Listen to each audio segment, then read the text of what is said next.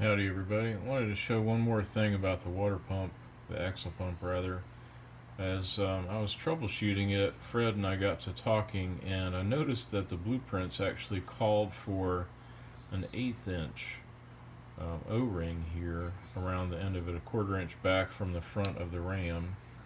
And it's interesting, I did not use an 1/8 inch O-ring when I first built this thing. Of course it bench tested okay, but I just wanted to show this because I used my little home ground cutoff tool, and I very carefully redid the groove for the O-ring here. Let me show you this. Fred had sent me a chart. I know he sent me one years ago, but this is an interesting chart, and it's worthwhile pointing out.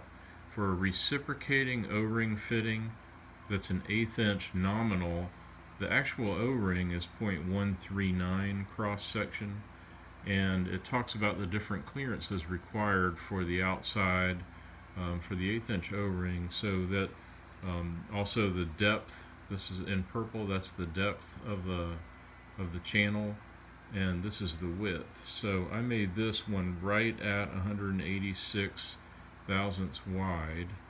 So the other one for the 1/16 inch O-ring was much narrower. So I redid this to make it wider. I also obviously made it about twice as deep. So carefully, I did it to 130 thousandths deep, so that's 260 left internal diameter on. It's a little hard to see, but 240 thousandths, because this is a 1/2 inch stainless steel rod.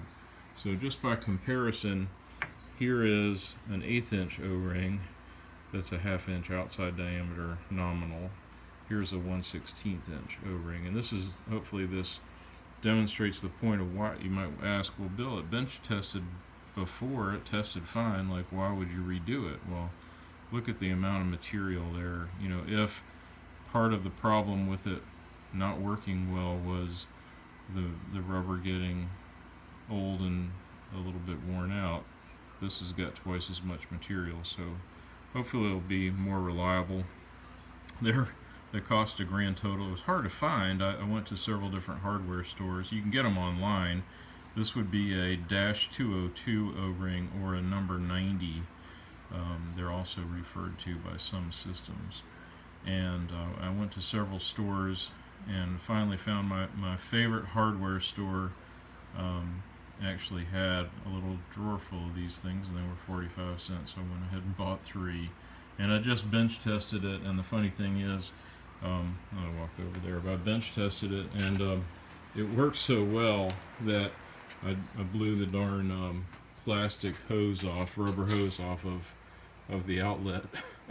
So I'm like, okay, it was hitting around the 120 mark, and then it just blew straight off. So I think we're good to go with the new O-ring. I'm just going to call it good, and it's getting kind of late now, so I'm not going to do any more, but tomorrow I'll take it out of bench test mode and put it back together and reinstall it in the locomotive.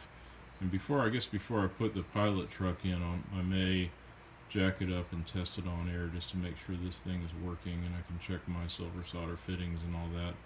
And then I'll get busy with the tender hand pump and that piping. So thanks again for watching, everybody. I hope this is helpful to you with O-rings.